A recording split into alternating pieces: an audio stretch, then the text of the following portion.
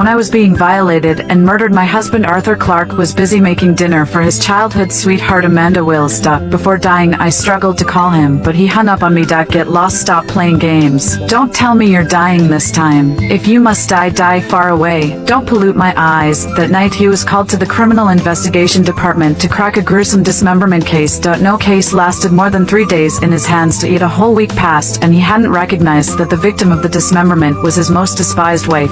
After the murderer dismembered me and packed my remains into 3 bags, then the murderer dumped the bags in the garbage bin next to the police station. The medical examiner Jackson Mason pieced together my body all night. Only the left leg was missing. Jackson looked on with pity till she was doused with concentrated sulfuric acid before death. There was not a single piece of flesh was intact. It's too cruel. The young police officer Louise Norris stood behind Jackson and couldn't help but run outside to retch. My husband Arthur also furrowed his brow. He was the most outstanding captain of the Criminal Investigation Department. There was no case he couldn't crack in 3 days. Jackson handed over the organized files to them. The victim is a female aged 23 or 24, died in pain. The head was struck multiple times with a blunt object, the skull shattered, and she was splashed with concentrated sulfuric acid before dying. Plus there were wounds on her abdomen. She died in agonizing pain. Chris cursed softly, monster, to dare dump a body right in front of the police station. This is a blatant provocation. Arthur glanced at the incomplete body on the dissection table, his tone filled with regret. She was under 25, such a young age. Yes, I was only 24, still very young, barely a third into my life. Arthur's gloved hand touched the space where my left leg should have been. Her left leg. I was so nervous.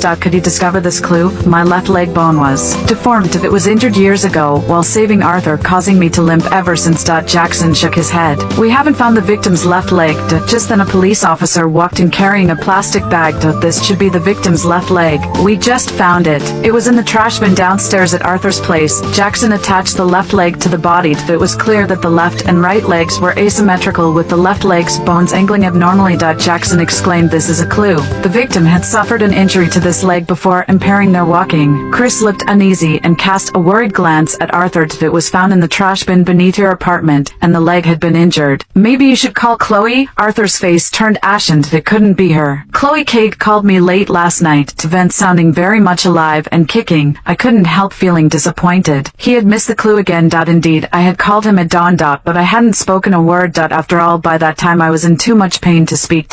Seeing Arthur mention me with undisguised disgust, I felt a sigh of relief. He would probably be happy to know I was dead. Chris hesitated repeatedly before finally speaking up. Arthur, why don't you head home and check in? It's mealtime already and Chloe hasn't called you. Plus the crime scene is so close to your house. Typically we'd canvass the neighborhood. Just now Louise and the others checked around your area. No one's missing except they knocked on your door and no one answered. Arthur didn't retort immediately as usual. After a moment he relaxed his furrowed brows and snorted lightly. She's made a scene before. She pretended to disappear to make me worry and only to come back obediently. Who knows where she's off gallivanting this time? She is cunning. Don't let her usual demeanor fool you. Enough, let's not bring up things unrelated to the case. His determination was evident. Seeing this, Chris and the others held back their words, finally ceasing to mention me. I was growing anxious. But I was the victim. How could they solve the case without mentioning me? I watched as Arthur was consumed with the case, spinning his wheels with no progress for days.